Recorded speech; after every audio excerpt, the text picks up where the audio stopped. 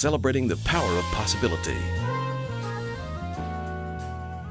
I'm Pastor Chris Battle, and I believe anything is possible.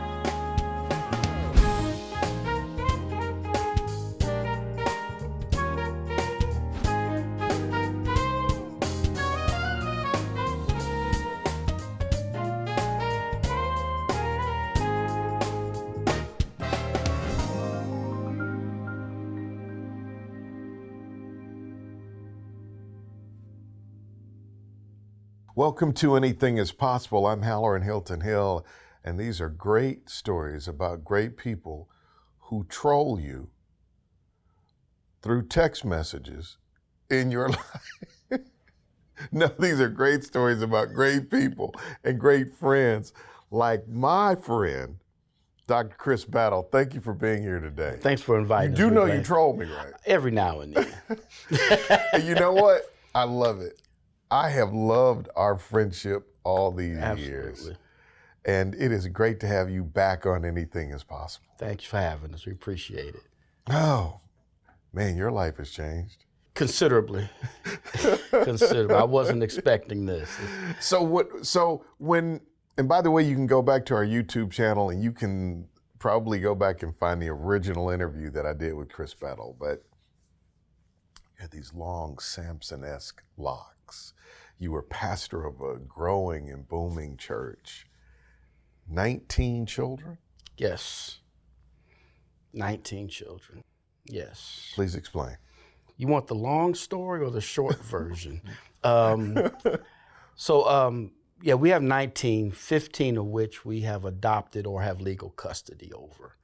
I had 2 from my first marriage, and then when me and Toma got married, she wanted children, and we had 5 miscarriages. And we said, well, we'll go the adoption route, you know. And then I was actually doing a revival in Baltimore, and she called me. She said, Chris, there's a sibling group of 5 that are living in 3 different homes.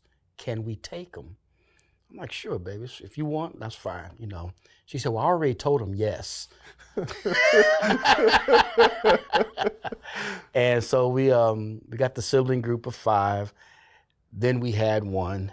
Then we had another biological after that. And then I went to the doctor. Got to stop. We gotta stop. And I think at that point there were 8, and they kept coming. It's like, you know, if an elephant steps on your toe and another elephant jumps on its back, it's not going to make much difference, right? You know. But we have a heart for children, and where did this heart though come from? Wow, I would like to believe it's for a couple of things. Came from a couple of things. Number one, my parents, and definitely Toma's parents, were excellent parents. They were there. They showed us love, showed us what semi-functional families look like. And then I think it's for our love for Jesus, you know, that this love for humanity. And when you see people who are hurting and in despair, you just got a heart to want to do something. And ours were toward children. And our home was just open. Toma's family, she said she would come home sometime and there would be these children in the house, like, where these kids come from, you know? But that's I think it came from that, just our upbringing in Cincinnati, from our parents, our love for God, and just love for humanity, you know. When first we met, I met you as a minister. Yeah. And you did something within your church that I thought was so forward thinking. You would have these dynamic church conversations. If it was a hot topic, you would bring people in and have the full-throated conversation in the church. Yeah. You remember this? I do. So when I was thinking about this interview, this is the word that came up for me. When I think of Chris Battle, I think of someone that has taken an asymmetrical approach to ministry. Everybody else is kind of doing it this way or this way. It's like you're going to get there. You're going to get to the heart of people, but you didn't seem to want to go the same way everybody went. And so You're pastoring, you're dealing with all of the stuff that goes along with that. What I remember, though, as a pastor is your church loved you. I mean, they really loved you. I would like to think they did. It seemed like it to me, like they loved you. I just feel that, we have all these issues in the world, and even in our community. It does us no good to just pray over them because we don't like it or we don't understand it. I said, let's have the conversation. Let's talk about it. Let's see the pros and cons. Let's understand why people are making these particular choices, And we may not agree with them.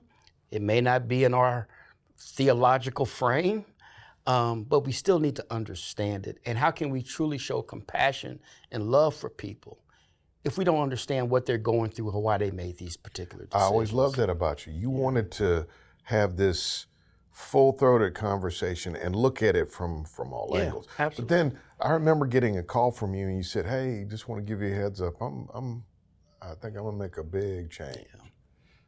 And I said, you're gonna do what? I'm going to the farm. Title of his book, by the way, is I Ain't Coming to Your Church. You missed a word there. I ain't coming to your church, but I will come to your garden. Yeah. And the next thing I know, you're off on a whole new journey. And what's interesting to me was the courage to take the leap, because you correct me if I'm wrong here, but I remember you saying to me, I have no idea how I'm gonna pay for this, how this is gonna work. You, sir, have 19 kids. Yeah. Possibility powered by Covenant Health, Home Federal, and the Knoxville News Sentinel. Now you can listen while you're on the go with Anything is Possible, the podcast. Stream new episodes weekly wherever you go, wherever you get your podcast.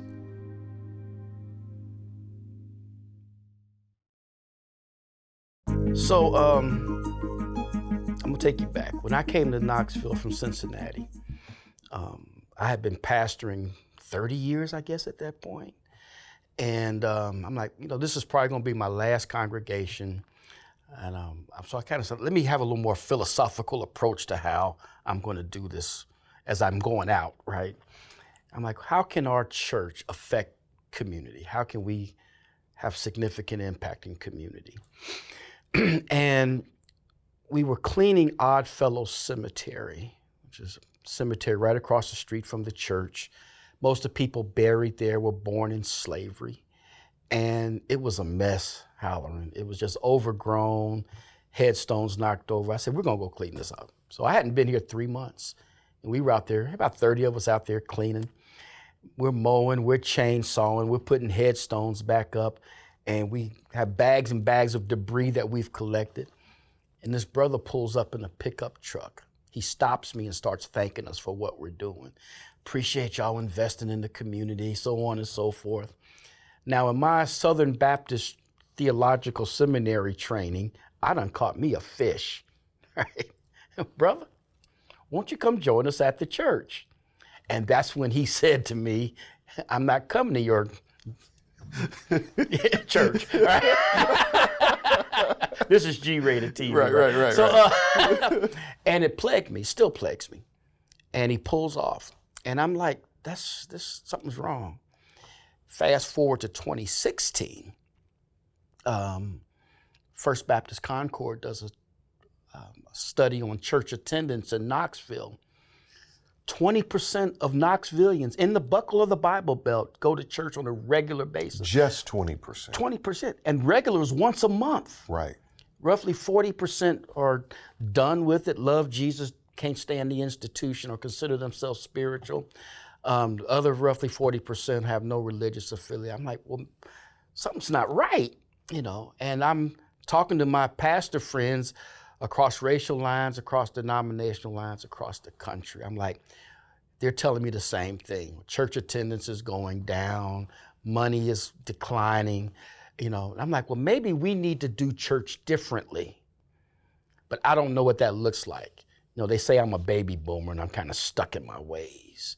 And I don't know what that, and the things that we were doing were for those who are already coming, come as you are Sunday, wear a hat to the side Sunday. I don't, anything, but it was, And so it was 2018, I started doing the garden.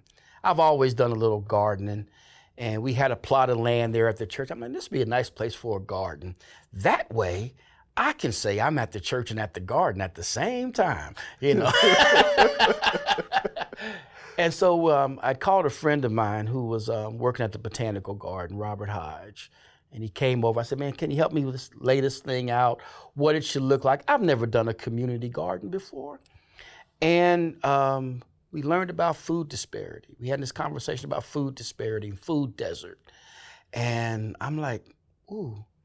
So the USDA says that if 1/3 of your community is living at poverty level and more than a mile away from the nearest grocery store, you're food desert. We were 2 miles away from the nearest grocery store. And the median income of the 1-5 zip code is like $17,000. And I'm like, we can fix this. So I started the garden, and 2 things happened. One, we started fighting food disparity. Started getting other pastors to do gardens as well. We started a farmer's market. But the other thing about the garden is that people started coming to the garden who would never come to my Black Baptist brick and mortar church. I'm like, they're coming to my garden, but they won't come to the church. I'm not coming to you. Which is less than 2 doors, literally 2 doors down. And I'm like, well, maybe this is how we ought to do church. So I ended up leaving, and we did the garden. But you're on the way out. You're right at that point in your career where if you just put it on cruise control, you're gonna go out nice. You're gonna get invited to all the stuff. You're gonna be able to give the good elder chuckle. I remember them days. Yeah. That was the intent. And you decided to go in a whole new direction. Yeah. Like this is like the biggest chance of your life. Yeah. Because you didn't know how you were going to fund it, or I didn't know how I was going to fund it. You had No idea. Plus, we were living in a parsonage, and I think we had 8 kids at that time. And me and Toma, we kind of delayed for like a year. Like, where are we going to live? Where's our income going? And I said, babe, we just got to do this. I just feel us being pushed.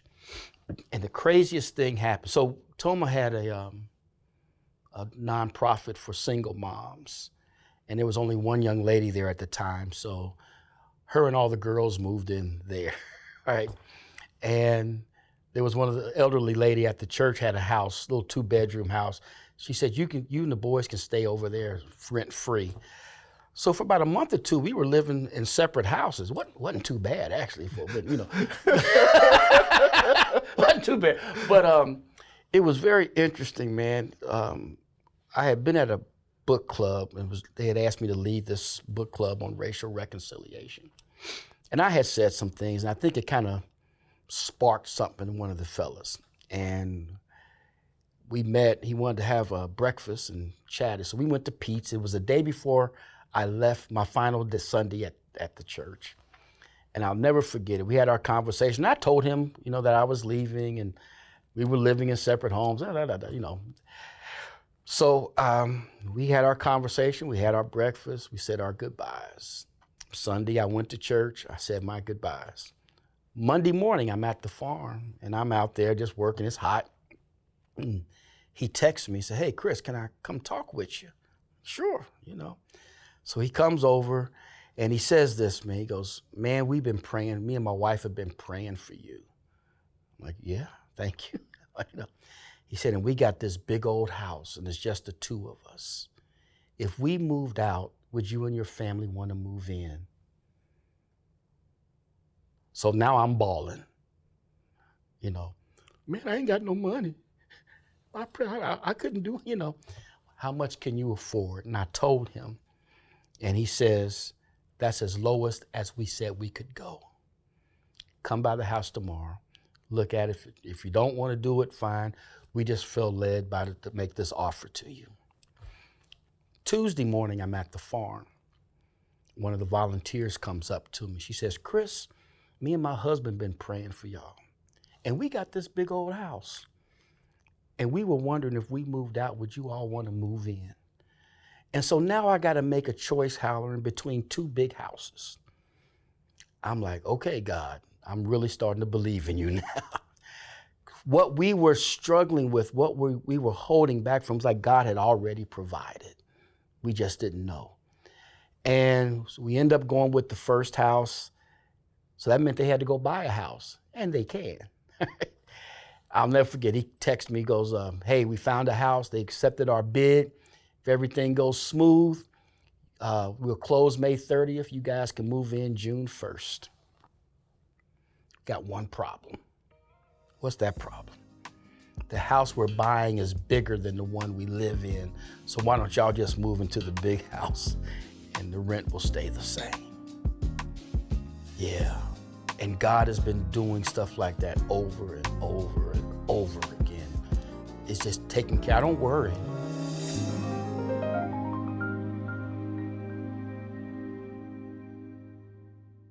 Now, take us with you with Anything is Possible, the podcast. Stream new episodes weekly wherever you get your podcasts. What is Battlefield Farms for people who don't know? So Battlefield Farm is we fight food disparity. We named it Battlefield as a play on my name, Battle, but also because we're in this war against food insecurity in East Knoxville. We want to turn food desert into a food oasis, okay? And so our goal is to make sure people have access to fresh fruits and vegetables. Your zip code shouldn't determine your accessibility to nutritious food. And many of the people in our community are literally dying slow deaths because there's no grocery store. They don't have access to it. You know, there's a lot of liquor stores, there's a lot of corner stores that are selling processed food, there's dollar stores, there's fast food restaurants. Because the crazy thing is, we're not only considered a food desert, we're also considered a food swamp. And a food swamp is when there's 4 unhealthy choices to every healthy choice. I think we're like 9-1 in our community.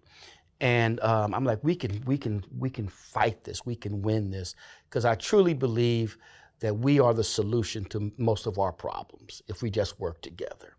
So you make this leap. You take a bold step and then God starts opening doors. And what was a community garden, now I understand, is you're on a couple of acres? Well, so we moved to a couple of acres. There was a farm called Abbey Field. It was owned by the old Standard Knitting Mill, which was 2 acres. The young lady that was running it left, and they needed somebody to run it, and some reason I raised my hand. And so we took that over. But that property sold. That property sold to a developer, and it still hasn't been developed, and it angers me every time I walk by it, you know. So we ended up with the property on Boyd's Bridge Pike, which was listed for $50,000. I don't have $50,000. And I'm talking with the guy. I'm like, I really want this piece of property. Maybe I'll offer him 20 and lay down in sackcloth and ashes, and, you know. And he calls me, goes, Chris, you still interested in the property? I'm like, yeah, and I just don't know how I'm gonna raise the money, right? So, you know, we never settled on a price. Would $5,000 work? I'll have the check for you Friday. I got plenty of stories. Just how things like this worked. It's like boom, boom, boom. It fits into place. So then People magazine gets a hold of the story. Yeah. Isn't that crazy? So and I don't know how people heard about me. I know they did do an NPR, All Things Considered, and I don't know if it's a result of that. But yeah, People magazine, the January 20th issue, just in case you wanted to know. did an interview with us and put us in there, and things just start taking off again. I get interviews with you, and been on more podcasts and news shows and papers that I've never believed the publicity that this is. And I didn't ask for it. It just was like, it just came, and I'm just grateful for it. Because we need funding, and with that publicity is a corresponding funding, and it's been very helpful to us.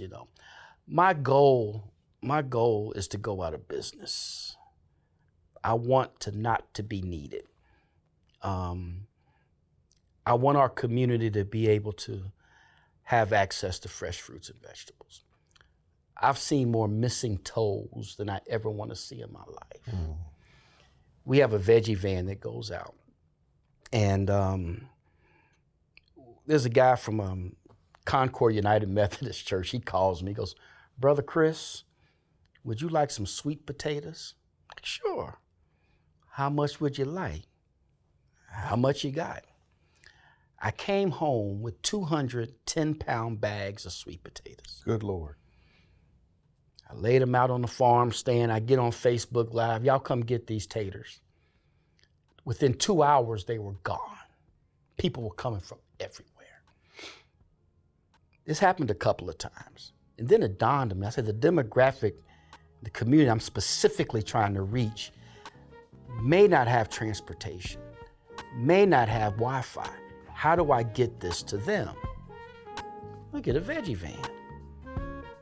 Veggie vans cost, those minibuses cost $72,000. I don't have $72,000. Hang on right there. I want to hear the rest of the story. Why don't we take a break? All right. Coming up on part 2, you're going to hear the rest of the story about the veggie van. But then I want to talk to you about what God has been teaching you in the soil. My guest is Chris Battle. This is Anything is Possible.